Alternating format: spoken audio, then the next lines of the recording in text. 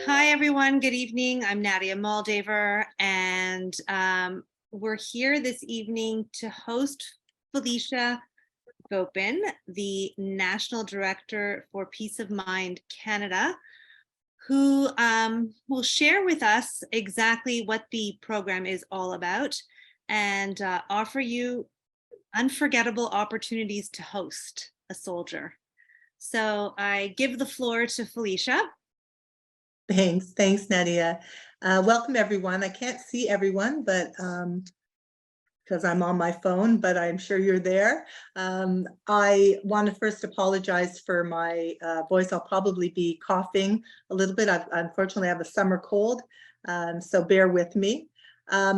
Before we begin, I think that I'd like to show you our little video that we have that gives you a really good sense of what we do at Peace of Mind, and not just the program for the combat veterans, but also what the host families derive from the program as well. So Daniel, whenever you're ready, we'll take a look at the video.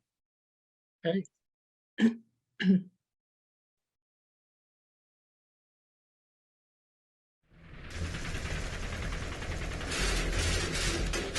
עברנו עכשיו 3 שנים של אירועים סופר משמעותיים שהשאירו שריטות וצלקות בלבבות והנפשות של האנשים. אתם לא יכולים לשלוח אותנו ככה כאילו לא קרה כלום.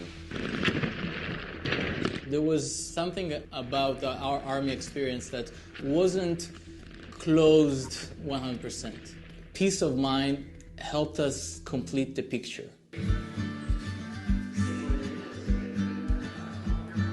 Peace of Mind program includes taking a group of 15 to 20 veterans who serve together through a 9-month process. The centerpiece is a week-long workshop hosted by a Jewish community outside of Israel, enabling the group, the participants, to delve into their experiences very deeply and very intensively.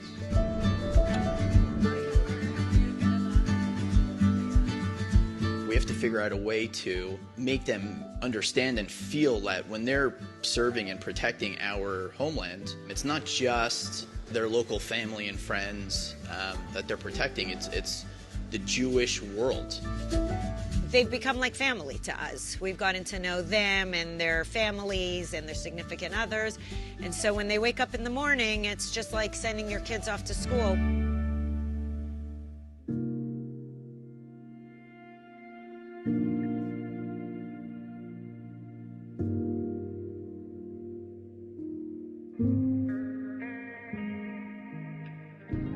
שני חבר'ה מהצוות שלא היית מצפה מהם, יושבים אחד מול השני, עיניים בתוך העיניים של השני, פתאום שניהם מתחילים לבכות, ולבכות, ולבכות, ואז כולם מתחילים לבכות.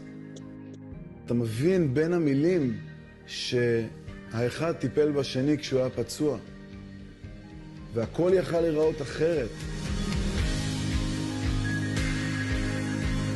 Whatever it is that you came here to find, I hope that you found a piece of it.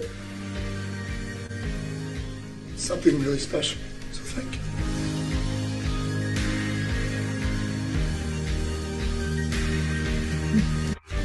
We're changing families, we're changing lives, we're changing Israel's society altogether.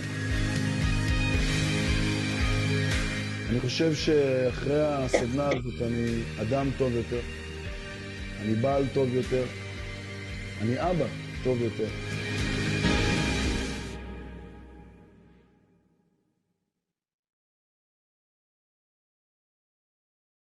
Thanks, Daniel.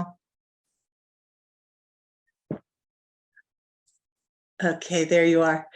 So I wanted to show the video first because I think that the families can give you a better sense of how meaningful this process is than anything I can say. I can tell you a little bit about the program and what we do, but it's really the families, the hosts, the people who bring these incredible men into their homes for 1 week, that can give you a true understanding of how important the program is to both the participants and to the hosts. So essentially, we started this program here in Canada in 2010. We began as very grassroots and have sort of retained that sense of grassroots. I like that. For me, it's a very kind of a Hamish program. We don't have a lot of admin. I'm pretty much it. And so I like that kind of familial feel to the program. So we bring groups of veterans. They are elite combat veterans who served in the IDF for usually it's 3 to 5 years. A lot of them are officers or were officers. They still are reservists for the most part. They are guys who have experienced traumatic events. They have seen things that no one should see during their battle experiences, often from the Second Lebanon War, Operation Cast Lead, and now Operation Protective Edge that took place in 2014. I really want to make it very clear that they do not have PTSD. They do not have post-traumatic stress disorder. They are normal guys. They are, they've gone to school. They are working. Most of them are quite accomplished. They have families, depending on their ages. They have children. They are just people who have seen, as I said, things that no human being should have to see, and experienced trauma as a result of those experiences. So what our mission is to allow them to process what they've gone through, what they experienced, so that they can be healthy and happy human beings. Now, if you know anything about Israel, you know that Israeli society sort of has kind of a macho attitude towards these kinds of things. So, you know, everyone does their service. Thank you very much. See you later. Go on with your lives. And as we know, especially in the last 10 years or so, I think as a general society, we know that that's not healthy. We know mental health has been sort of in the forefront, I would say, in the last 10 years, especially in Canada. You know, we have that Bell Canada has you know, a program that they do. They have that mission. And I think that we have to address these kinds of things that the guys have gone through in order for them to be, as the participants said in the video, you know, better fathers, better husbands, better sons, etc., better members of society. So that is our mission. And another part of our mission is to create a bridge between Israel and the diaspora, to create connections where you wouldn't ordinarily have them. So when we bring these guys into your homes, you are creating incredible bonds. And I know it's only a week, and you think, how can in 1 week can we create these kinds of bonds? But it's extraordinary. You do, and especially between the kids and the guys. And that's why we're reaching out to you specifically, because you have, you know, younger children. And when I say younger, it could be, you know, anywhere infants to, you know, high schoolers. Those kinds of relationships that we create between the participants and the kids is really very special. We just had our 35th group in June. One of the mothers called me a couple of days after the guys left, and she said, you know, Felicia, I had to reach out to you and to make sure that I'm on the list for next year, because my kids are crying, you know, they miss their guys, they miss their brothers, as they call them. And so those kinds of bonds, you know, are very difficult to establish if you don't have family in Israel, or if you're not connected somehow, you know, personally to Israel, as opposed to, you know, ideologically. I think we all are ideologically connected, but when you have that kind of personal connection, it's very important, I think, for the you know, continuation of Israel, for the support that they have from, you know, from the diaspora. So there are many components, many layers to this program that we call Peace of Mind. I know that we have Leah and Nancy who can speak to their experiences during their hosting. I can't see either of you, so I'm assuming that you're there. if one of you would like to take the floor and express, what your experience was as hosts. Thank you. Okay, Nancy, Jack. you want to go ahead? It's Howard here. You can go ahead. Sorry, is Leah on the call? Okay. She's on the call, but her microphone is muted. I see her name. Leah That's it. Price? Yes, Leah was prepared to say a few words. Oh, okay. My wife's name is also Leah. Oh, I see. Okay. Oh, maybe that's who I'm seeing. No. I There's don't know. another Leah Leah. Weisberger, yes. There's Okay. another Leah. Okay, go ahead, please. Sorry. Howie, why don't you start? Okay, you want me to start? Yeah. I'm Howard Price. My wife, also Leah, and I hosted a couple of soldiers when Baptista did this in 2019. And I want to emphasize what Felicia said. These are two of the most normal people you would ever meet. They were two accountants. They were in their early 30s at the time. They have young families back in Israel. And we, as Felicia said, we developed a tremendous bond. And we keep in touch. And when Leah, my wife, and I were in Israel last year, they hosted us with their families and they were thrilled to see us. I really hope, as Felicia said, that families with young children at home, whether, as she said, from infancy to high school, will host, because I think it's so important that our kids develop a relationship with Israel and Israelis in general. So I just want to echo everything that Felicia said. It was a terrific week, tremendous experience, very rewarding, and I would encourage people to host. We weren't the ideal family.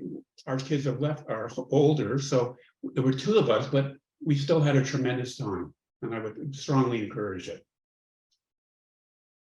Thank you, Howard. That was really beautiful. Nancy, you want to take Okay. the floor?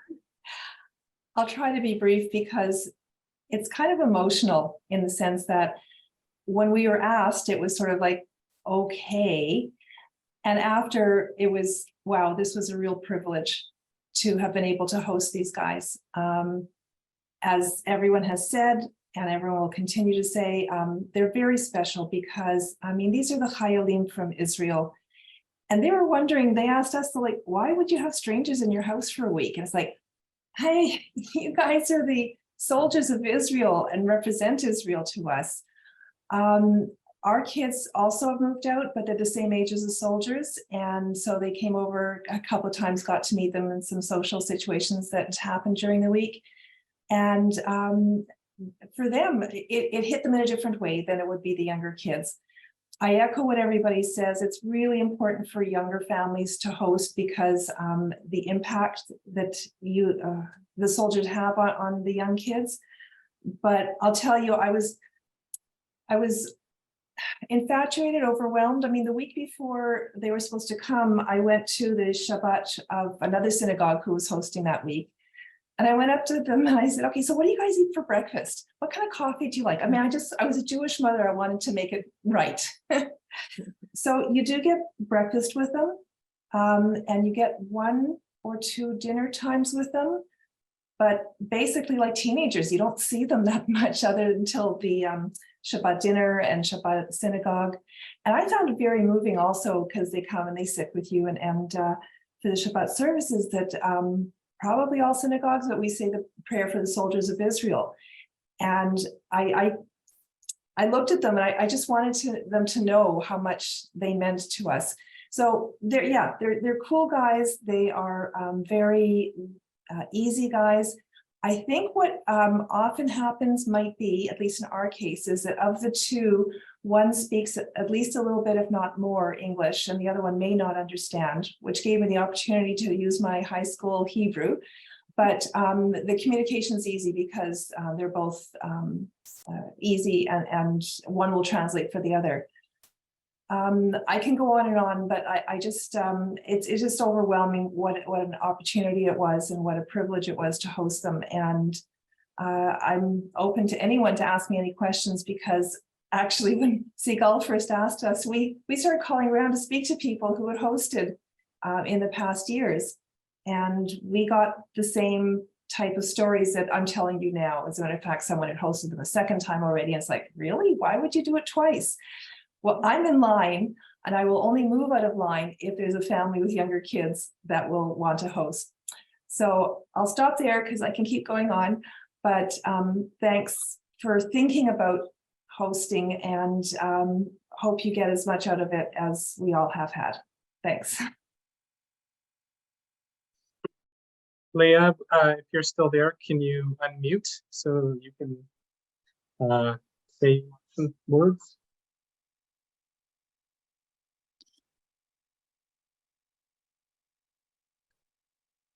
Okay, maybe there's some technical difficulties. I'm wondering if she's having some technical difficulties. Oh, I mean, I'm not sure. Okay, well, I'll step in. Just just speaking to what Nancy was saying about her experience. It was actually unusual to have someone who wasn't able to speak English that well. I would say like 90% or more of them actually have pretty decent English. So that was sort of, I guess, like an extra challenge, but doesn't tend to happen very often unless they're from another country and they've come to Israel. That sometimes happens, but for the most part, they speak fairly decent English. I mean, they speak very well or fairly decent. And also just to speak to the amount of time that you get to spend with them. That, of course, is always the greatest complaint, that there's not enough time. But of course, we have to look at, the purpose. Why are they here? They're here for therapy. And I will say that during the day, just to give you an idea of how things go, they will have breakfast with you, as Nancy said, and then they will be off to the synagogue where they will have their sessions. Usually they get there about 8 o'clock and begin their sessions at 8:15.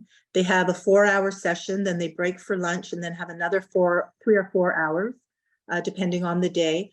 That first day, it's a Sunday, so they will not have a session. They usually arrive, unless LL changes and comes back to Toronto, and we're stuck with Air Canada, and unfortunately the flights come in the evening. So you will have dinner that first night with them and get to know them, and then the next day, Monday, you'll also have dinner with them. Again, we like to establish some bonding at the beginning of the week. And then Tuesday and Wednesday, they tend to, after their sessions, go downtown to explore the city. It's also a really good way to decompress after very, very intense and hard sessions. These are, the sessions are emotionally brutal, in the sense that they are really digging deep and talking about, things that they've never talked about before. I mean, these guys train together and serve together and have known each other for 10, 15 years. But when they get together, they rarely talk about their experiences. It's just not something that's done. Of course, after the program's over, they do it all the time. And even if they're a very, very close group, and most groups are very cohesive and very close, they don't speak about what happened. They leave that behind. But again, when they get together after the program, they do talk about it. And so I'll continue and get back to that in a moment. Thursday night, usually we have a communal dinner with all the host families, so that the other hosts can get to know your guys and you can get to know their guys. Friday night, we have a Friday night dinner at the shul where we invite the greater community, the greater synagogue community, which is lovely. One of the guys will speak, one or two of the guys will speak, one of the therapists will speak, perhaps a host family will speak. And it is a really lovely dinner. It's an opportunity to, just understand what the program is about and to share it with the greater community. And then on Saturday, on Shabbat, they come to the shul and they are invited on to the Bima for the Prayer for the Soldiers of Israel. Again, it's very meaningful. It's very, it's just a very emotional kind of experience, like Nancy said. And then Sunday they leave. It goes by quickly, it's where did the week go? On Sunday, we have a circle, a goodbye circle, where the host families are given the opportunity to talk about what the week has meant to them, and you bring your children with you and they can talk about what the week meant to them. That's always really special when the kids, especially the younger kids, talk about what it meant to them. And so that's the week in a nutshell. It's obviously a condensed version, but that's basically the week in a nutshell. Just getting back to what I was saying earlier about how meaningful the week is for the guys and how they delve deep into these, sort of emotional things that they've gone through. We also receive messages from their wives and from their parents, from their siblings, telling us how their husbands, brothers, sons seem like as if a burden has been lifted off of their shoulders, or that they seem, they're more patient. We could all use that, to be honest with you. I mean, we all need to, think about things that have happened to us in our past. And so this is like just a really important program for these guys in particular, obviously, because of the kinds of trauma that they've experienced.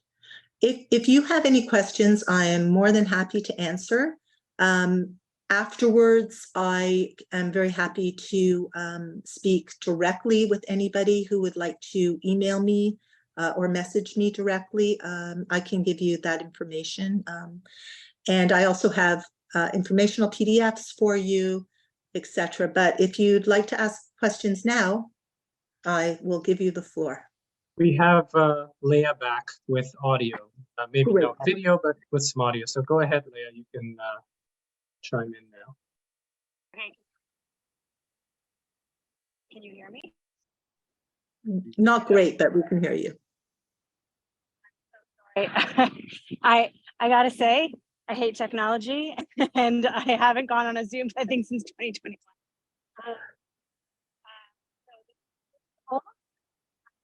In 2020, I'm so sorry.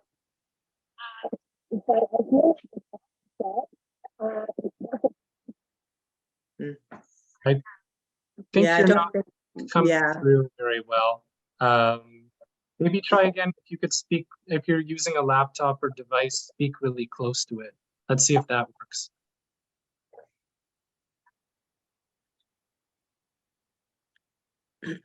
Okay, I guess that's not gonna happen today. I actually had a question. How do the soldiers get around? Like, do they get picked up, or do you have to drive? Yes, that's a very good question. So in the mornings, the host families, if they don't live close enough to walk from their homes to the synagogue, then we ask them to bring the guys to the synagogue. And there are a couple of days, or I guess 2 or 3 days, where they would pick the guys up after their sessions.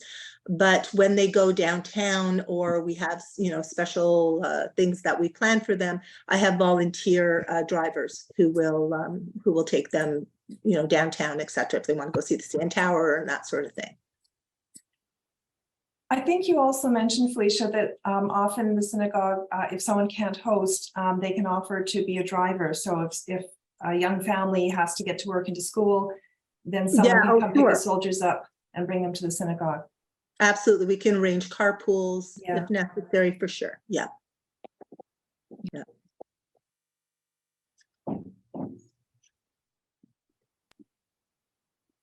Leah, you want to try again because you had so much to talk about. I guess not. It's too bad. All right. Yeah, I'm sure I'll ask Leah to speak at another time for sure. Any more questions? And Felicia, if you want to put your contact information in the chat, you can.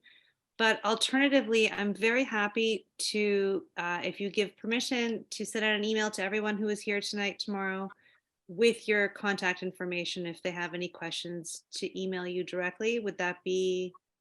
Absolutely. I think I can do it. Okay.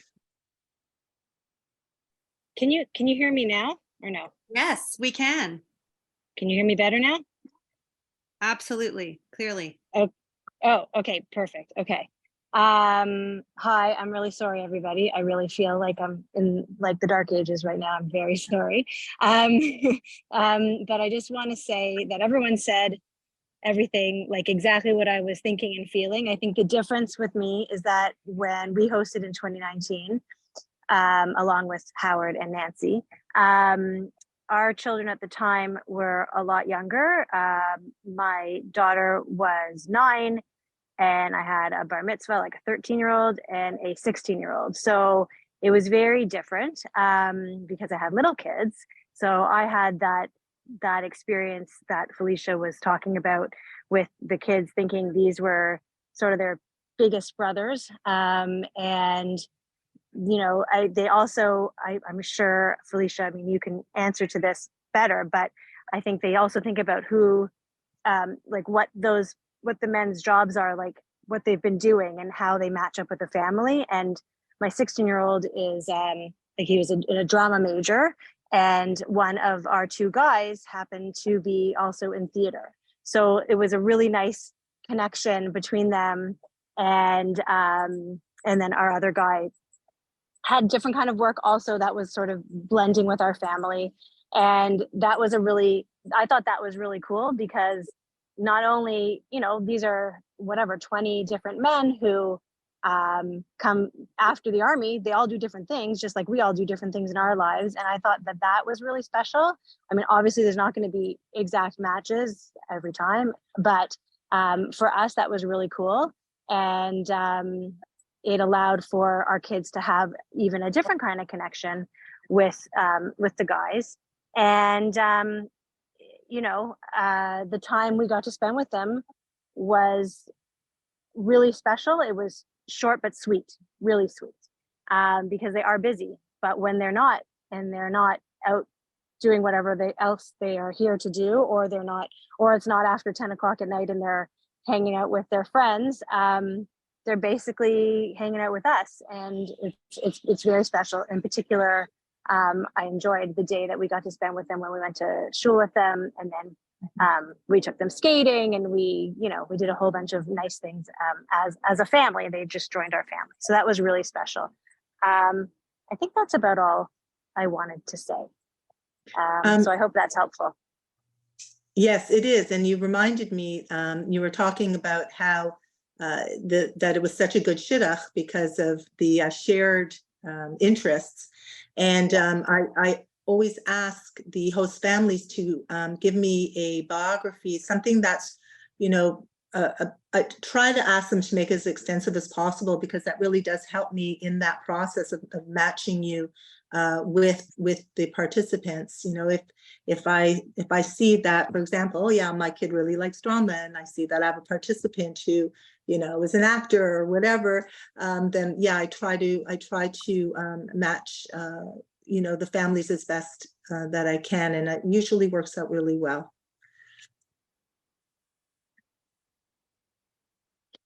All right. Thanks, Leah. Rivka has a question. Go ahead. Hi, is there anything that would prevent somebody from being a host family?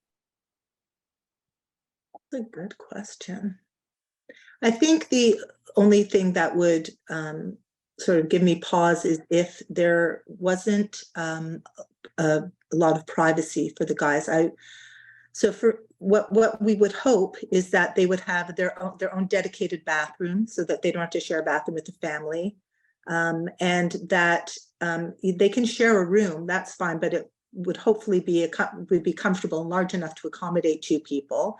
They can share a bed, but obviously, you know, it'd be optimal if they had 2 beds.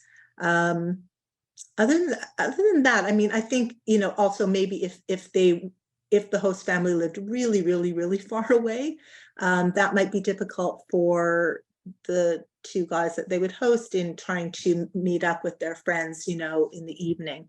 Might be a little difficult. So I would prefer if the families lived within a reasonable proximity to each other. Also, you may have addressed this, I actually can't remember. The heat is getting to my head. but is there an actual formal process for the host families to go through? Like, is there a form they fill out indicating, you know, number of bedrooms, this and that? Like, No, it's, no, we're, you know, I think that once a family shows interest, then we will have a meeting together. And then and in that way that we'll kind of figure out those kinds of things. But yeah, we haven't really done, you know, done anything like that. It usually the people who want to host are sort of, you know, within, like I said, kind of, you know, the reasonable parameters. right, okay.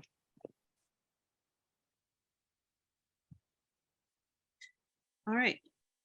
Thanks, everybody. Good questions, Rivka. I'm gonna open it up one more time. Any last minute questions? If not, Felicia's willing to hear from you at any time. Thank you, Felicia. Yeah, my pleasure. For your clear love for this program. It is so beautiful, and it will be my first time experiencing it at Beth Tikva, and I look forward to that week. Is there somebody there who wants to say something? Felicia, when do you want people to make a commitment if possible? For hosting, I mean, we have time, but you know, I would like to have a host family meeting, you know, 6 weeks before the guys come. So we're looking at, it would be nice if we could, you know, by maybe, I know the Chagim is like in, I think September, right? I think most of it is in September. So it would be nice by maybe the end of the summer, or, you know, or for you, I mean, listen, the host families, that's your responsibility, is to get them. So maybe it's better if you make the deadline. I would just like to meet everybody 6 weeks beforehand so that we can iron out any glitches if there are any, and, you know, from that perspective. I have a question. Sure. What week is it? The dates. I believe it's November 5th, yeah? November 5th to November 11th. It would be the 5th to the 12th, yes. Sorry. Yeah, the Sunday, right? The Sunday, it's a Sunday to Sunday. So is that the 5th or the 4th? You have to take a look. And definitely the 5th. The 5th, yeah. Yeah, the 5th to the 12th. All right. Okay. And Felicia, Gail did mention the event that we have on the Wednesday at the synagogue. Right. Yeah, I think you were going to, is it confirmed? Is it, it's a go? It's a go. Okay, so you'll just give me the information and yeah, thank you. So what we're having, just to let you know, is we have a gentleman who is American born, but I believe he grew up in Israel, served, etc. And he has this kind of one-man show where he talks about growing up. He was a basketball player in Israel and he was in the IDF. He has some cool stories, and it's a combination of music and comedy. Cool. Just as a note that November 11th is Shabbat that Saturday, and it's also Remembrance Day here. From a soldier's perspective. Yeah, no, it's we've had that before, and yeah, it's even more meaningful for sure. I believe Gail has planned something special for that. Yeah. Thank you, everybody. Thank you. Thanks for having me, and I hope that we'll get some interest in hosting. It truly is life-changing. Thank you, Felicia. Thank you, everyone, for joining us this evening. Have a good night. Enjoy the hot weather. Thanks, you too. Thank you. Good night, everyone. Good night.